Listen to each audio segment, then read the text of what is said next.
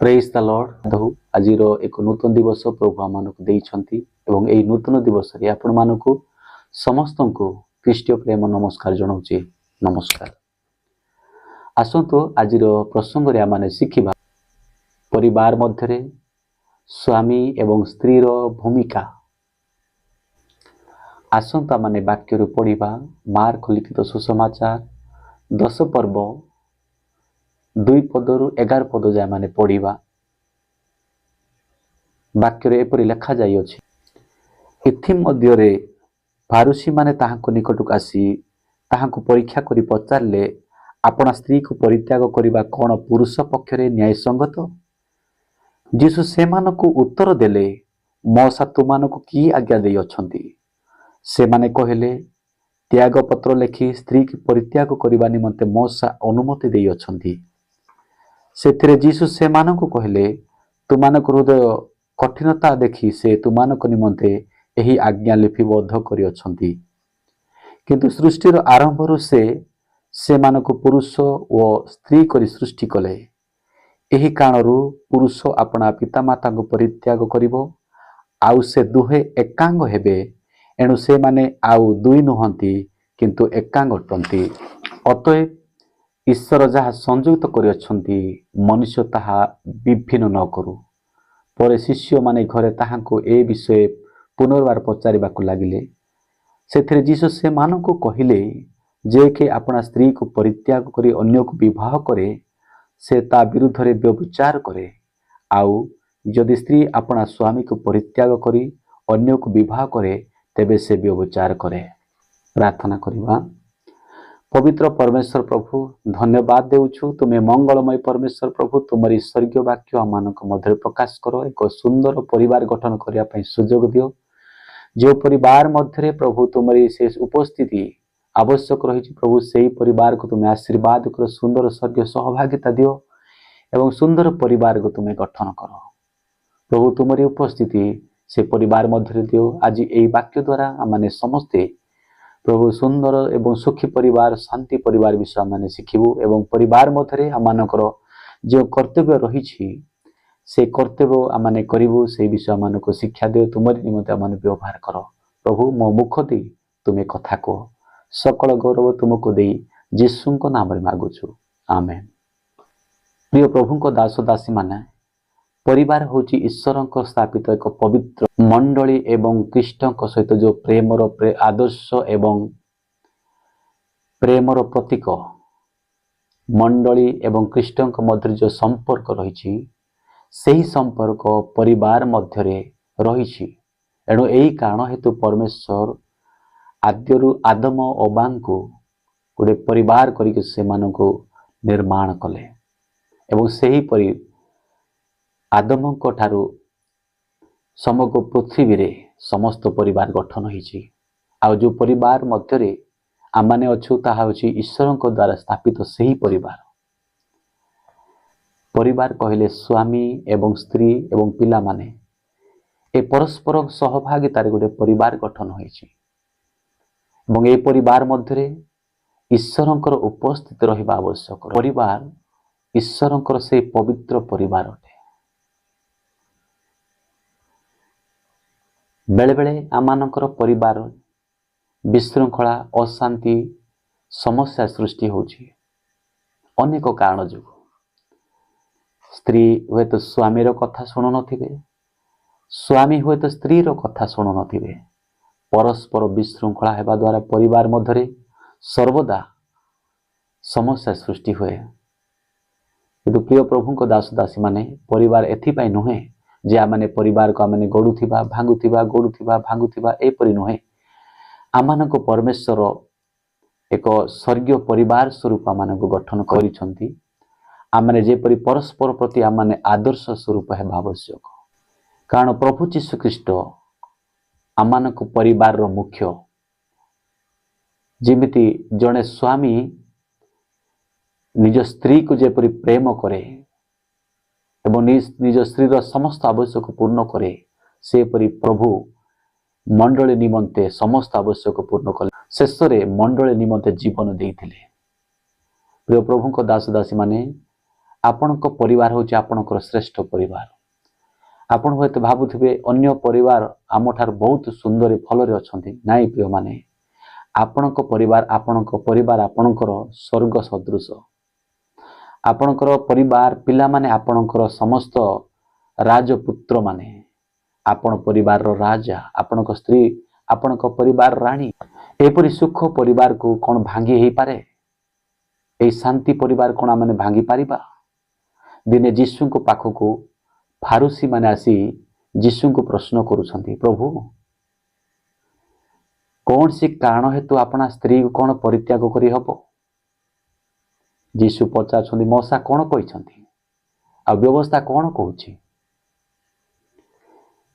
କିନ୍ତୁ ସେମାନେ କହିଲେ, ଯଦି ପରିତ୍ୟାଗ କର ତାହେଲେ ତ୍ୟାଗ ପତ୍ର ଲେଖିକି ତାଙ୍କୁ ପରିତ୍ୟାଗ କରିବା ପାଇଁ କୁହାଯାଉଛି। କିନ୍ତୁ ଯୀଶୁ କହିଲେ, ଏଇଟା ତୁମମାନଙ୍କର କଠିନତା ହେତୁ ହେଉଛି।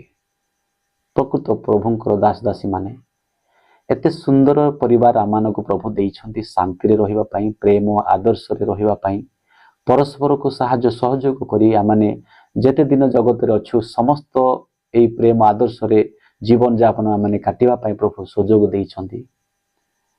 ଏହାକୁ ଭାଙ୍ଗିବା ପାଇଁ ନୁହେଁ। ଆମମାନେ କେତେବେଳେ କଠିନ ହେଇଯାଉଛୁ? ସ୍ୱାମୀ ନିଜ ସ୍ତ୍ରୀ ପ୍ରତି କେତେବେଳେ କଠିନ ହୁଏ? ଯେତେବେଳେ ସ୍ତ୍ରୀ ସ୍ୱାମୀର କଥା ଯେବେ ଶୁଣିବେ ନାହିଁ, ନିଜ ଇଚ୍ଛାରେ ଚାଲିବେ, ସବୁ ବିଷୟରେ ଯଦି ନିଜ ସ୍ୱାର୍ଥ ଯଦି ଚିନ୍ତା କରେ, ତାହେଲେ ସ୍ୱାମୀ ତା ପ୍ରତି କଠିନ ହେବେ। ଏବଂ ସ୍ତ୍ରୀ ମଧ୍ୟ କେତେବେଳେ କଠିନ ହୁଏ? ଯେତେବେଳେ ସ୍ୱାମୀ ସ୍ତ୍ରୀଙ୍କର କଥା ଶୁଣନ୍ତି ନାହିଁ, ନିଜ ଇଚ୍ଛାରେ ଜୀବନଯାପନ କରନ୍ତି, ଖରାପ କାର୍ଯ୍ୟ କରନ୍ତି, ପରିବାର ସହିତ ସମ୍ପର୍କ ରଖନ୍ତି ନାହିଁ, ସେ ଭୁଲ ରାସ୍ତାରେ ଯଦି ଯାଆନ୍ତି, ତାହେଲେ ସ୍ତ୍ରୀ କଠିନ ହୁଏ। ସେତେବେଳକୁ ଛାଡ଼ପତ୍ର ଏବଂ ପରସ୍ପର ମଧ୍ୟରେ ପୃଥକ ହେବା ବିଷୟ ବାହାରିବ। କିନ୍ତୁ ପ୍ରଭୁ ସେହି ବିଷୟ କହୁନାହାନ୍ତି। ସେ କହୁଛନ୍ତି ସୃଷ୍ଟି କାଳରୁ ପୁରୁଷ ସ୍ତ୍ରୀଙ୍କୁ ପରମେଶ୍ୱର ବିଚ୍ଛିନ୍ନ ହେବା ପାଇଁ ସୃଷ୍ଟି କରିନାହାନ୍ତି, ସେମାନଙ୍କୁ ଏକ କରି ସୃଷ୍ଟି କରିଅଛନ୍ତି। ସେମାନେ ଦୁହେଁ ନୁହନ୍ତି, ଏକ। ପ୍ରିୟ ପ୍ରଭୁଙ୍କ ଦାସ ଦାସୀମାନେ, ଆମମାନେ ମଧ୍ୟ ଆମମାନଙ୍କ ପରିବାରରେ ସ୍ୱାମୀ ନିଜ ସ୍ତ୍ରୀକୁ ନିଜର ସମସ୍ତ ଶରୀର ସହିତ ଦେଖିବା ସମାନ। ନିଜ ଶରୀର ସହିତ ତୁଳନା କରିବା ଦରକାର। ନିଜ ଶରୀର ଗୋଟେ ଅର୍ଦ୍ଧାଙ୍ଗିନୀ ବୋଲି ଭାବିବା ଦରକାର। ତା ପ୍ରତି କଟୁ ବ୍ୟବହାର କରିବାର ନାହିଁ, ତାଙ୍କ ପ୍ରତି ପ୍ରେମର ବ୍ୟବହାର କରିବାର ଅଛି। ସ୍ତ୍ରୀ ମଧ୍ୟ ସ୍ୱାମୀ ପ୍ରତି ପ୍ରେମର ଆଦର୍ଶ ଦେଖେଇବା ଦରକାର। କିନ୍ତୁ ଆମମାନଙ୍କ ପରିବାରକୁ ଆମମାନେ କାହିଁକି ଭାଙ୍ଗିବା? ପ୍ରଭୁ ଆମମାନଙ୍କୁ ଏକ କରି ଗଠନ କରି ଯଦି ଘୃଣା କରୁଛନ୍ତି, ତାହେଲେ ନିଜ ଶରୀରକୁ ସେ ଘୃଣା କରୁଛନ୍ତି। କାରଣ ସ୍ତ୍ରୀ ସ୍ୱାମୀର ଗୋଟେ ଅଙ୍ଗ, ଅର୍ଦ୍ଧାଙ୍ଗିନୀ ବୋଲି କୁହାଯାଏ। ସେ ଆମମାନଙ୍କର ଅଧା ଶରୀର ସ୍ତ୍ରୀ। ଯଦି ଆମେ ସ୍ତ୍ରୀକୁ ଯଦି ଘୃଣା କରୁଛୁ, ତାହେଲେ ଆମେ ନିଜ ଶରୀରକୁ ଘୃଣା କରୁଛୁ। ସ୍ତ୍ରୀ ମଧ୍ୟ ଯଦି ସ୍ୱାମୀକୁ ଘୃଣା କରୁଛି, ତାହେଲେ ନିଜର ଅଙ୍ଗକୁ ସେ ଘୃଣା କରୁଛି। ଏଣୁ ନିଜ ଶରୀରକୁ କିଏ କେବେ ଘୃଣା କରିବେ ନାହିଁ। ଏଥିପାଇଁ ପ୍ରଭୁ ଆମମାନଙ୍କୁ ଏକ କରି ସୃଷ୍ଟି କରିଅଛନ୍ତି। ଆମମାନଙ୍କ ପରିବାରକୁ ଆମେ କେବେ ଭାଙ୍ଗିବା ନାହିଁ। ଯୀଶୁ ସେଇ କଥା କହିଲେ ଯେ ସେମାନଙ୍କୁ ଏକ କରି ସୃଷ୍ଟି କରିଅଛନ୍ତି, ସେମାନେ ଆଉ ଦୁଇ ନୁହନ୍ତି, ଏକ ଅଟନ୍ତି। କୌଣସି କାରଣ ହେତୁ ଏହି ଏକତା, ଏହି ଆଦର୍ଶ, ଏହି ପ୍ରେମକୁ ଯିଏ ଭାଙ୍ଗେ, ନିଜ ସ୍ତ୍ରୀକୁ ଛାଡ଼ି ଯଦି ଅନ୍ୟକୁ ସେ ବିବାହ କରେ, ସେମାନେ ବ୍ୟଭିଚାର କରୁଛନ୍ତି। ତ ଏହି ବାକ୍ୟରେ ସେ ପ୍ରକାଶ କରୁଅଛନ୍ତି, କେହି ଯେବେ ଆପଣା ସ୍ତ୍ରୀକୁ ପରିତ୍ୟାଗ କରି ଅନ୍ୟକୁ ବିବାହ କରେ, ସେ ବ୍ୟଭିଚାର କରେ। ଏବଂ କେହି ଯଦି ଆପଣା ସ୍ୱାମୀକୁ ଛାଡ଼ି ଅନ୍ୟକୁ ବିବାହ କରେ, ସେ ବ୍ୟଭିଚାର କରେ। ଏବଂ ଯେଉଁମାନେ ସ୍ତ୍ରୀ ପରିତ୍ୟକ୍ତ ସ୍ତ୍ରୀକୁ ବିବାହ କରେ, ସେ ବ୍ୟଭିଚାର କରେ। ପ୍ରଭୁଙ୍କ ଦାସ ଦାସୀମାନେ, ଆମ ପରିବାର, ପବିତ୍ର ପରିବାରକୁ, ଶାନ୍ତିର ପରିବାରକୁ, ଆଶୀର୍ବାଦ ପରିବାରକୁ କାହିଁକି ଆମେ ବ୍ୟଭିଚାର ପରିବାର କରିବା? ହୁଏତ ଆପଣଙ୍କ ସ୍ତ୍ରୀ ଆପଣଙ୍କ ପରିବାର ପାଇଁ ଆପଣଙ୍କର କଥା ମାନୁନଥିବେ, ତଥାପି ଆପଣ ତାଙ୍କ ପ୍ରତି ପ୍ରେମ ବ୍ୟବହାର କରନ୍ତୁ। ଯଦି ଆପଣଙ୍କର ସ୍ୱାମୀ ଆପଣଙ୍କର କଥା ମାନୁନାହାନ୍ତି, ଆପଣଙ୍କ ବ୍ୟବହାର ଦେଖି ସେ ପରିବର୍ତ୍ତନ ହେଇପାରିବେ। ଆମେ ବେଳେବେଳେ କହିଥାଉଛୁ, ମୋ ପରିବାରରେ ମୋ ସ୍ୱାମୀ ମୋ କଥା ଶୁଣୁନାହାନ୍ତି, ନିଜ ଇଚ୍ଛାରେ ଚାଲୁଛନ୍ତି, ନିଜ ଇଚ୍ଛାରେ କାର୍ଯ୍ୟ କରୁଛନ୍ତି, ମଦ୍ୟପାନ କରୁଛନ୍ତି, ସର୍ବଦା ଅଶାନ୍ତି ସୃଷ୍ଟି କରୁଛନ୍ତି। କ'ଣ କରିବା ସେହି ସମୟରେ?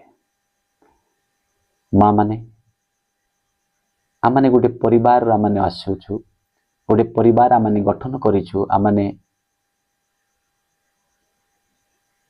निज स्वामी प्रति आमानकर गोटे कर्तव्य रही आमने किछि तांको प्रति किपरि आमने व्यवहार करिबा आमानकर कौन सी कर्तव्य रही ताको आमने करिना हो से कारण हेतु आपनक स्वामी आपनकर कथा सुनुनाथि होते स्वामी भाबुछंती मो स्त्री मो कथा शुणुनांती निज इच्छा चलुची तांको उद्देश्य रे चलुची मोर कथा मानु नहीं एमिति जदि कहूची आपण कौन ताको छाड़िबे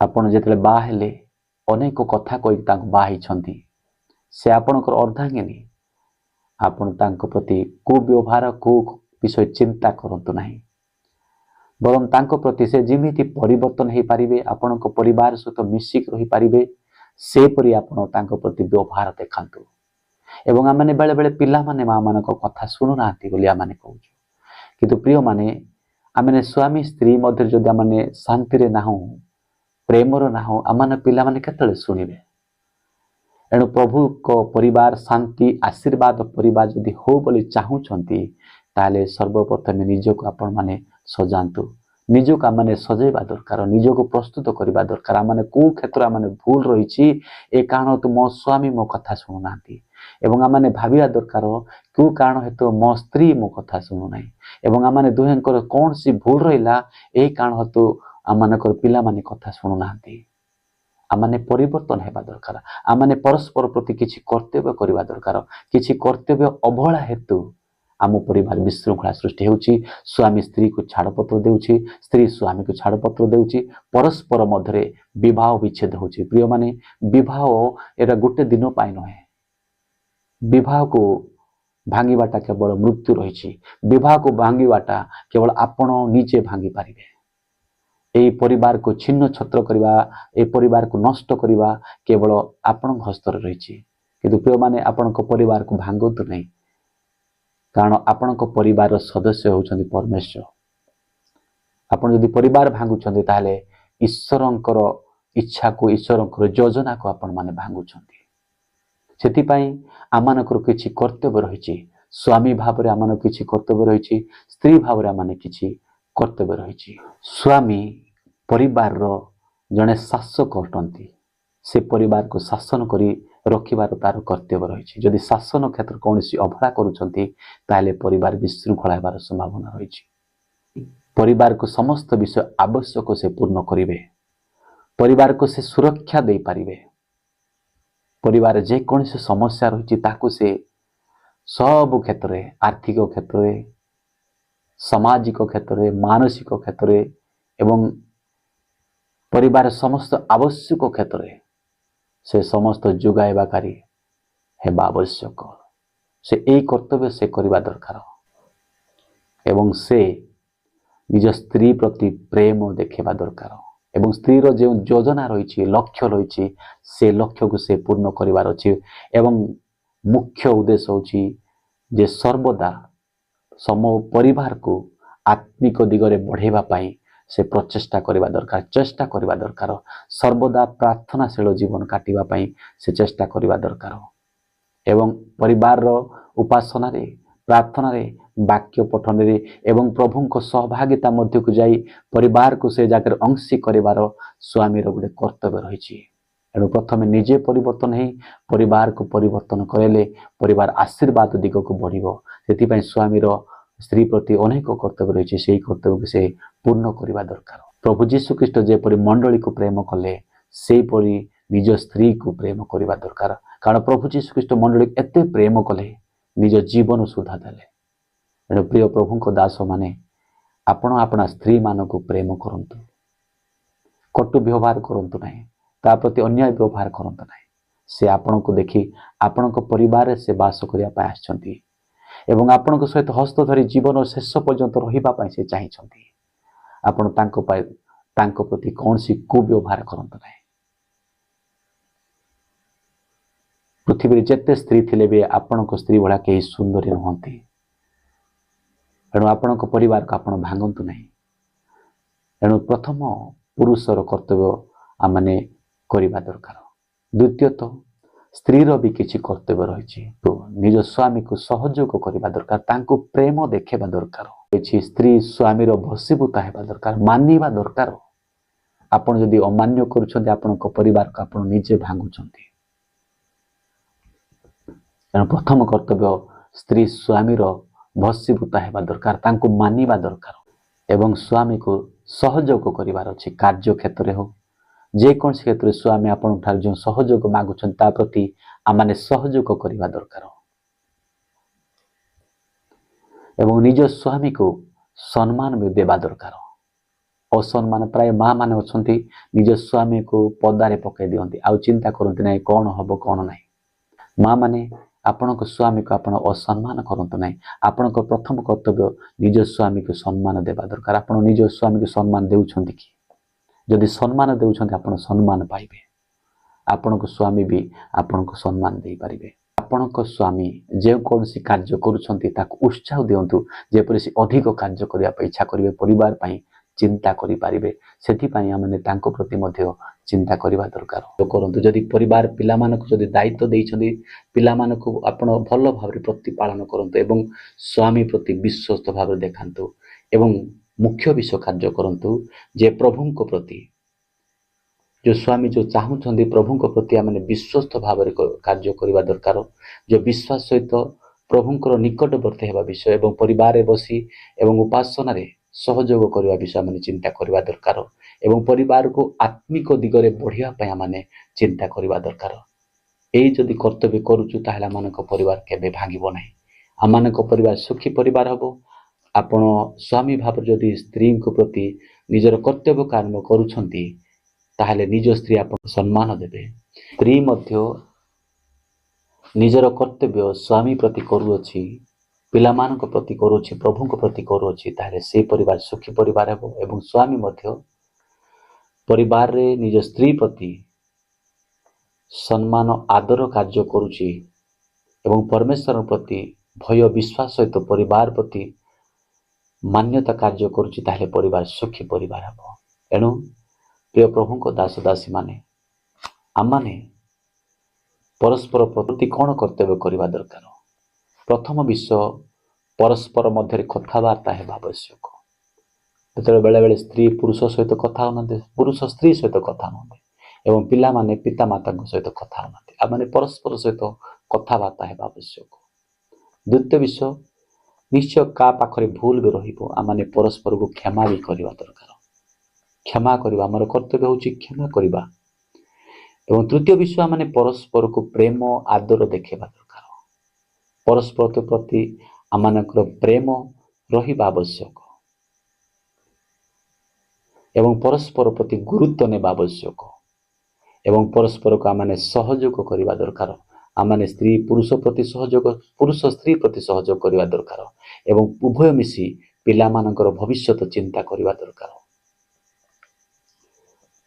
ଏବଂ ଦୁହେଁ ଆମମାନେ ଭାବିବାନି ସ୍ତ୍ରୀ ଚାକିରି କରୁଛି, ସ୍ୱାମୀ ମୁଁ ସାଇଲେନ୍ସ ରହିବି ଆଉ ସେ ତ କରିକି ଦେବେ, ନାହିଁ। ଆପଣ ମଧ୍ୟ ଆପଣଙ୍କର କର୍ତ୍ତବ୍ୟ କରନ୍ତୁ, ଯେଉଁ କ୍ଷେତ୍ରରେ ଆପଣ ତାଙ୍କୁ ସାହାଯ୍ୟ କରିପାରିବେ। ଯଦି ସ୍ତ୍ରୀ ମଧ୍ୟ ସ୍ୱାମୀ ଚାକିରି ଯଦି କରୁଛନ୍ତି, ଆପଣ ମଧ୍ୟ ତାଙ୍କ ପ୍ରତି ସହଯୋଗ କରନ୍ତୁ। ଯେଉଁ ବିଷୟ ସେ ଆପଣଙ୍କ ଠାରୁ ଚାହୁଁଛନ୍ତି ସେହି କାର୍ଯ୍ୟକୁ ଆପଣ ପୂର୍ଣ୍ଣ କରନ୍ତୁ, ଆପଣଙ୍କ ପରିବାର ଆଶୀର୍ବାଦ ପରିବାର ହେବ। ଏବଂ ସ୍ତ୍ରୀର ଆନନ୍ଦକାରୀ ଆପଣ ହୁଅନ୍ତୁ ଏବଂ ସ୍ୱାମୀର ସ୍ତ୍ରୀ ଭାବରେ ଆପଣ ମଧ୍ୟ ଆନନ୍ଦକାରୀ ହୁଅନ୍ତୁ। ଏହି ଫଳରେ ଆମମାନେ ପରିବାରକୁ ସୁଖୀ ପରିବାର କରିପାରିବା ଏବଂ ଆମମାନଙ୍କର କର୍ତ୍ତବ୍ୟ ଅବହେଳା ହେତୁ ଆମମାନଙ୍କ ପରିବାର ଭାଙ୍ଗି ଯାଉଛି, କିନ୍ତୁ ଆମମାନଙ୍କ ପରିବାରକୁ ଏହି ପରିବାର ନ ଭାଙ୍ଗି ଆମମାନେ ଶାନ୍ତି ସୁଖୀ ପରିବାର ଆମମାନେ କରିବା ଏବଂ ଆଦର୍ଶ ଆଶୀର୍ବାଦ ପରିବାର କରିବା। ତା ଫଳରେ ପ୍ରଭୁ ଆମମାନଙ୍କ ପରିବାର ଦ୍ୱାରା ଗୌରବାନ୍ୱିତ ହେବେ। এই ছোট ଶିକ୍ଷାରେ ପ୍ରଭୁ ପ୍ରତ୍ୟେକଙ୍କୁ ଆଶୀର୍ବାଦ କରନ୍ତୁ। ଆମେନ୍। ଆସନ୍ତୁ ପ୍ରାର୍ଥନା କରିବା। ପବିତ୍ର ମଙ୍ଗଳକାରୀ ପରମେଶ୍ୱର ପ୍ରଭୁ, ଧନ୍ୟବାଦ ଦେଉଛୁ, ତୁମେ ଆମମାନଙ୍କୁ ଆଶୀର୍ବାଦ କରିଛ। ଆମମାନଙ୍କୁ ଆଜି ଶିକ୍ଷା ଦେଲ ପ୍ରଭୁ, ଆମମାନେ ସ୍ୱାମୀ ଭାବରେ ନିଜ ସ୍ତ୍ରୀ ପ୍ରତି ଆମମାନେ କର୍ତ୍ତବ୍ୟ କରିବୁ ଏବଂ ସ୍ତ୍ରୀ ଭାବରେ ସ୍ୱାମୀର କର୍ତ୍ତବ୍ୟ କରିବୁ ଏବଂ ପରିବାରକୁ ସୁଖୀ ପରିବାର କରିବୁ। এই ବିଷୟ ଶିକ୍ଷା ଶିଖିଲୁ ପ୍ରଭୁ, ଆମମାନଙ୍କ ପ୍ରତ୍ୟେକଙ୍କୁ ଆଶୀର୍ବାଦ କର। ଯୀଶୁଙ୍କ ନାମରେ ମାଗୁଛୁ, ଆମେନ୍।